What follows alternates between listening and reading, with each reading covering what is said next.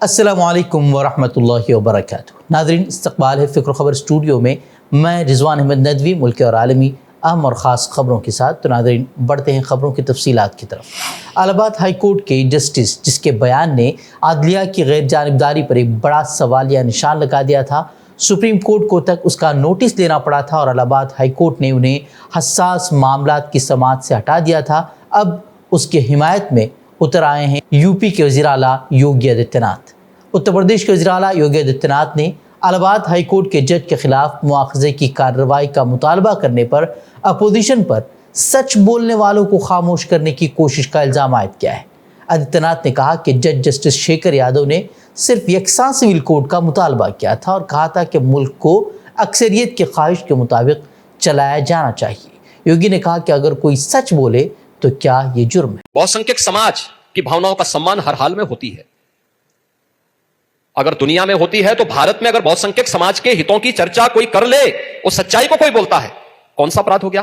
آپ نے دیکھا ہوگا ان لوگوں نے راجیہ سبھا میں مانیہ نیائی مورتی کے خلاف بھی مہابھیوگ کی نوٹس دی ہے۔ یہ ہے، اور یہ اپنے کو لوکتانترک کہتے ہیں، یہ اپنے کو لوکتنتروادی کہتے ہیں، سمویدھان کی پستک ساتھ میں لے کر کے چلتے ہیں۔ تنک بھی شرم نہیں ہے ان لوگوں کو، یہ سمویدھان کا گلا گھونٹنے والے لوگ ہیں۔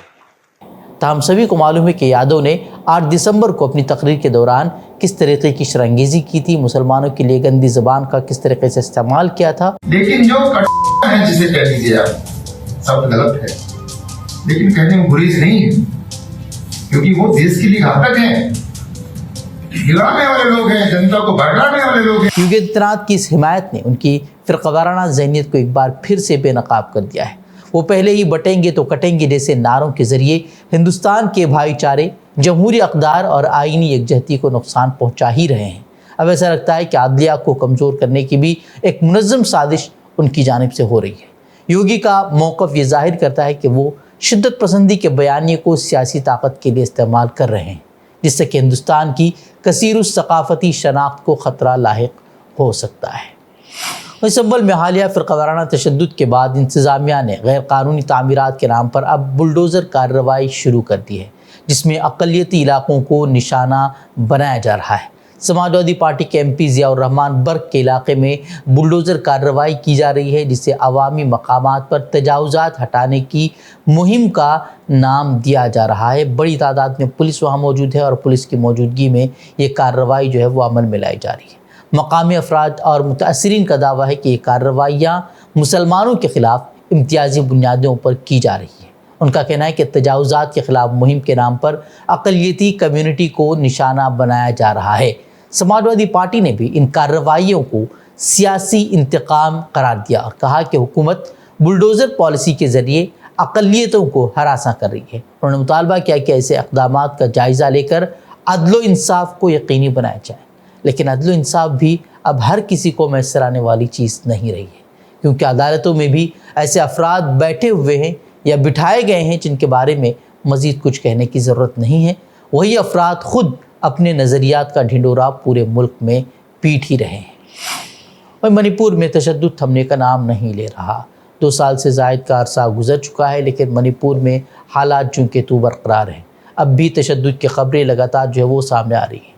ہفتے کو 2 الگ الگ واقعات میں 3 لوگوں کے مارے جانے کی اطلاع ملی ہے۔ مارے گئے لوگوں میں 2 بہار کے مزدور بتائے جا رہے ہیں، اور پولیس نے ایک انتہا پسند کو تصادم میں ہلاک کرنے کا دعویٰ کیا ہے۔ دونوں نوجوان جو ہے میتئی آبادی والے علاقے میں رہ رہے تھے۔ نامعلوم حملہ نے گولی مار کر ان کا قتل کر دیا۔ حملے کی وجہ جو ہے وہ ابھی تک واضح نہیں ہو پائی ہے۔ امکان نہیں ظاہر کیا جا رہا ہے کہ منی پور میں میتئی اور کوکی فرقوں کے درمیان جاری تشدد کی وجہ سے ہی ان کا قتل کیا گیا ہے۔ اس سے قبل جو ہے منی پور پولیس کے کمانڈو نے تھوبال ضلع کے سالونگ فارم میں مشتبہ انتہا پسندوں کے ساتھ تصادم میں ایک کو مار گرایا تھا اور 6 دیگر کو گرفتار بھی کیا تھا۔ اور تلنگانہ کے نظام آباد اور جگتیال اضلاع میں نامعلوم شرپسندوں نے ایک مسجد کی بے حرمتی کی اور ایک عیدگاہ کے مینار کو نقصان پہنچایا ہے۔ جگتیال ضلع کے ابراہیم پٹنم کے ورشا کونڈا گاؤں میں ہفتے کو عیدگاہ کے مینار کو نقصان پہنچایا گیا۔ مقامی لوگوں نے مینار کو پہنچنے والے نقصان کو دیکھنے کے بعد پولیس میں شکایت درج کی۔ MIM کے مقامی قائدین بھی وہاں پہنچے اور اس سلسلے میں انہوں نے بھی اسد الدین اویسی کو مطلع کیا، جس کے بعد MIM کے رہنماؤں نے پولیس عہدیداروں سے ملاقات بھی کی اور مطالبہ کیا کہ ملوث افراد کے خلاف کارروائی کی جائے۔ پولیس نے یقین دہانی ضرور کرائی ہے کہ مقدمہ درج کر کے قصورواروں کو کیفر کردار تک پہنچایا جائے گا۔ یہ واقعہ جو ہے نظام آباد شہر کے مضافات میں نگرم میں ایک مسجد کی بے حرمتی کے چند گھنٹے کے بعد ہی پیش آیا۔ دراصل جمعے کی رات میں بھی جو ہے نامعلوم شرپسندوں نے ایک مسجد میں گھس کر قرآن پاک کی بے حرمتی کی تھی اور مائک سیٹ کے ساتھ بھی انہوں نے وہاں جا کر توڑ پھوڑ مچائی تھی۔ وزیر اعظم مودی نے لوک سبھا میں آئین پر 2 دن سے جاری بحث کا جواب دیتے ہوئے حسب عادت نہ صرف کانگریس کو نشانہ بنایا بلکہ سابق وزرائے اعظم جواہر لال نہرو، اندرا گاندھی کو تک کو نہیں بخشا۔ انہوں نے اس دوران یہ بھی دعویٰ کیا کہ ملک میں جو یونیفارم سول کوڈ لایا جائے گا وہ سیکولر سول کوڈ ہوگا۔ وزیر اعظم مودی نے بحث کا جواب دیتے ہوئے اپنے تقریباً 2 گھنٹے طویل خطاب کی شروعات میں کہا کہ آئین تیار کرنے والوں نے ملک کے لیے جو خواب دیکھا تھا وہ آج ہماری سرکار میں پورا ہو رہا ہے۔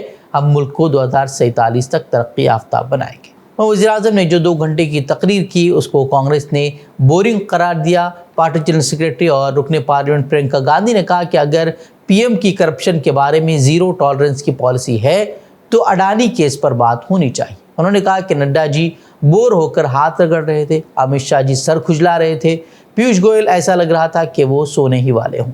وہیں کانگریس تنظیم کے جنرل سیکریٹری KC وینوگوپال نے بھی میڈیا کو بتایا کہ کانگریس نے ایوان میں انکشاف کیا ہے کہ یہ حکومت اڈانی گروپ کے لیے کام کر رہی ہے۔ وہیں اکھلیش یادو نے بھی وزیر اعظم کی تقریر پر تنقید کی ہے۔ اور آپ سے بہتر کون جانتا ہوگا جملے سے کس کو جانا جاتا تھا۔ آج ہم لوگوں کو 11 جملوں کا سنکلپ سننے کو ملا۔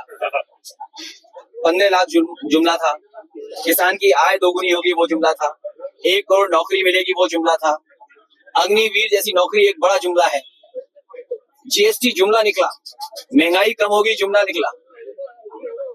اتر پردیش میں اگر یاد ہوگا آپ کو کہ جانوروں سے سڑکیں خالی ہو جائیں گی، جانور سڑکوں پہ نہیں دکھیں گے، وہ بھی جملہ نکلا۔ جو پریوار واد کی بات کر رہے ہیں ان کا دل میں بھرا پڑا ہے، وہ بھی جملہ نکلا۔ اور پھر جو یہ کہہ رہے ہیں آرکشن دے رہے ہیں، سچائی تو یہ ہے کہ آدیواسی، پچھڑے، دلت ان کا آرکشن چھینا ہے، اور جاتی جنگنا کو لے کر کے کوئی چھوٹا موٹا سنگھرش نہیں، لگاتار اس کو لے کر کے ہم لوگ آگے بڑھ رہے ہیں۔ اور وہ دن آئے گا جب یہ جاتی جنگنا بھی ہوگی اور آبادی کے حساب سے لوگوں کو حق و سمان بھی ملے گا۔ غزہ میں اسرائیلی مظالم کا سلسلہ تھم نہیں رہا۔ گزشتہ 24 گھنٹے میں 66 فلسطینیوں کا اسرائیل نے قتل کر دیا ہے۔ شہداء کی تعداد جو ہے وہ اب 45,000 کے قریب پہنچ چکی ہے۔ صہیونی فوج نے نصر اور صبرا کے پناہ گزین کیمپوں پر بھی جو ہے وہ بم برسائے ہیں۔ دیر البلح کے ایک میئر کو بھی قاتلانہ حملے میں انہوں نے شہید کر دیا ہے۔ قابض فوج نے وسطی غزہ کی پٹی کے وسطی علاقے دیر البلح میں میونسپل ہیڈ کوارٹر پر بھی بمباری کی ہے، جس میں کئی افراد جو ہے وہ شہید ہوئے۔ پناہ گاہ کے طور پر استعمال ہونے والے پوسٹ آفس کو بھی اسرائیلی ظالم فوج نے جو ہے وہ نشانہ بنایا ہے۔ اقوام متحدہ کے ادارے یونیسیف نے اعلان کیا ہے کہ غزہ کی پٹی میں نومبر 2024 کے آغاز سے اب تک ہر روز 4 بچے مارے جا رہے ہیں۔ وہی ایک طرف تو بمباری کی جا رہی ہے تو دوسری طرف صہیونی فورسز غزہ کے مختلف مقامات پر موجود فلسطینیوں کو علاقے چھوڑ جانے کا حکم بھی دے رہی ہے۔ وہیں غزہ میں القسام بریگیڈ نے بھی ایک اور ویڈیو جاری کی ہے جس میں وہ اسرائیلی فوجوں کے گروہ کو گھات لگا کر نشانہ بنا رہے ہیں۔ ان میں سے کتنے مارے گئے ہیں، کتنے زخمی ہیں، اس کی اطلاعات نہیں ہے، لیکن ایک ویڈیو میں صاف طور پر دیکھا جا رہا ہے کہ ایک بڑی تعداد کو القسام نے نشانہ بنایا ہے۔ ویڈیوز میں کئی لوگ جو ہے وہ نظر آ رہے ہیں۔ یاسین 105 جو میزائل ہے اس کے ذریعے سے وہ نشانہ انہیں بنا رہے ہیں۔ ویسے 14 ماہ سے جاری اس جنگ میں اب بھی مزاحمتی تنظیموں کی جو کارروائیاں ہو رہی ہیں وہ بتا رہی ہیں کہ اسرائیلی فوجیوں کو غزہ میں بڑی مشکلات کا سامنا ہے اور اب بھی حماس کے مسلح جوان ان کا چن چن کر صفایا کر رہے ہیں۔ وہ اسی دوران گزشتہ روز القسام بریگیڈ نے ایک ویڈیو جاری کی ہے، اس میں یہ بتانے کی کوشش کی گئی ہے کہ نتنیاہو کو یرغمالیوں کی کوئی پرواہ نہیں ہے، وہ ایک طرح سے وہ ان کے مرنے کا ہی انتظار کر رہے ہیں بلکہ خود انہیں دفنا رہے ہیں۔ اس طرح کی ایک ویڈیو جو ہے وہ انہوں نے جاری کی ہے، جس کے بعد جو ہے اسرائیل میں بڑے پیمانے پر احتجاج ہو رہے ہیں۔ اسی دوران امریکی قومی سلامتی کے مشیر جیک سلوان جو ہے وہ بھی اسرائیل پہنچ چکے ہیں۔ تو اس موقع پر جو ہے تل ابیب میں امریکی قونصلیٹ کے سامنے اسرائیلی شہریوں نے احتجاج کیا اور ان کا کہنا تھا کہ نتن یاہو نے انہیں تنہا چھوڑ دیا ہے، اب امریکہ ہی جو ہے یرغمالیوں کو رہا کروا سکتا ہے۔ انہوں نے امریکہ سے مطالبہ کیا ہے کہ وہ یرغمالیوں کی رہائی کے لیے کام کرے۔ امریکہ، عرب لیگ اور ترکی کے اعلیٰ سفارتکاروں نے ہفتے کے روز اردن میں ملاقات کی ہے۔ اس میٹنگ کا مقصد ایک ہفتے قبل بشار الاسد کی حکومت کے خاتمے کے بعد شام میں سیاسی منتقلی میں مدد کی جا سکے۔ حالانکہ اس میٹنگ میں شام کے کسی نمائندے نے شرکت نہیں کی ہے۔ اجلاس کے بعد اردن، سعودی عرب، عراق، لبنان، مصر، متحدہ عرب امارات، بحرین اور قطر کے وزرائے خارجہ نے مشترکہ ایک بیان بھی جاری کیا ہے۔ انہوں نے کہا کہ تمام سیاسی اور سماجی فورسز کو نئی شامی حکومت میں حصہ ملنا چاہیے اور کسی قسم کے نسلی، فرقہ وارانہ یا مذہبی تفریق سے انہوں نے خبردار بھی کیا اور تمام شہریوں سے انصاف اور برابری کا مطالبہ بھی انہوں نے جو نئی حکومت بنی ہے ان سے مطالبہ کیا ہے۔ عرب ممالک کے وزرائے خارجہ کے اجلاس میں اسرائیل کی جانب سے شام کی سرحد پر جو حملے لگاتار کیے جا رہے ہیں اس پر انہوں نے تشویش کا اظہار کیا، اس کی مذمت کی اور شام کے حدود میں جو اسرائیلی فورسز ہے انہیں وہاں سے ہٹنے کا جو ہے وہ انہوں نے مطالبہ کیا۔ وہیں ترکیہ نے شام میں 12 سال بعد جو اپنا سفارت خانہ کھولنے کا بھی اعلان کر دیا ہے۔ وہیں بشار الاسد کے اقتدار کے خاتمے کے بعد شامی پاؤنڈ کی قدر میں بھی جو ہے استحکام واقع ہوا ہے۔ 2 دنوں میں کرنسی کی قیمت میں 20% تک بہتری آئی ہے۔ شام میں خانہ جنگی کے بعد کئی شامی شہری جو ہے وہ لبنان اور اردن کی طرف سے ہجرت کر گئے تھے، جو پچھلے 2 دنوں میں دوبارہ جو ہے وہ ملک میں واپس لوٹ رہے ہیں۔ ان کی آمد اور غیر ملکی کرنسیوں کی تجارت پر سخت کنٹرول کی پابندی خاتمے کے بعد شامی کرنسی میں استحکام آنا جو ہے وہ شروع ہو چکا ہے۔ اور اسرائیل کے ساتھ کشیدگی کے دوران ایران نے اپنا پراسرار طیارہ بردار بحری جہاز شاہد باقری سمندر میں اتار دیا ہے، جس کی سیٹلائٹ تصویریں جو ہے وہ ایک بار پھر جو ہے وہ سامنے آ رہی ہیں۔ بتایا جا رہا ہے کہ جو جہاز ہے 24 سال قبل کنٹینر جہاز ہوا کرتا تھا، لیکن اب اسے ڈرون کے لیے بنایا گیا ہے۔ رپورٹ میں کہا گیا ہے کہ ایران نے ڈرون لے جانے کے لیے 3 خصوصی بحری جہاز تیار کیے ہیں۔ سیٹلائٹ تصاویر میں تینوں بحری جہاز خلیج فارس میں جو ہے وہ دکھائی دے رہے ہیں۔ یہ جو نئے ڈرونز وہاں موجود ہوں گے وہ اپنی بحریہ کو کشیدگی کے دوران میدان کے قریب لانے کی اجازت دیں گے۔ وہیں آپ کو معلوم ہونا چاہیے کہ لگاتار یہ خبریں سامنے آ رہی ہیں کہ اسرائیل جلد ہی جو ایران کے نیوکلیئر سائٹس ہیں ان پر حملے کی تیاری کر رہا ہے، جلد ہی ان پر حملہ کرے گا۔ اس کو لے کر ایران نے بھی جو ہے اپنی تیاریاں تیز کر دی ہیں۔ تو ناظرین، خبریں مزید خبروں کے لیے آپ ہمارے ویب سائٹ www.fikrkhabar.com پر رجوع کر سکتے ہیں۔ ویڈیوز کے لیے ہمارے یوٹیوب چینل کو سبسکرائب کریں۔ تو ناظرین اجازت دیں، السلام علیکم ورحمۃ اللہ وبرکاتہ۔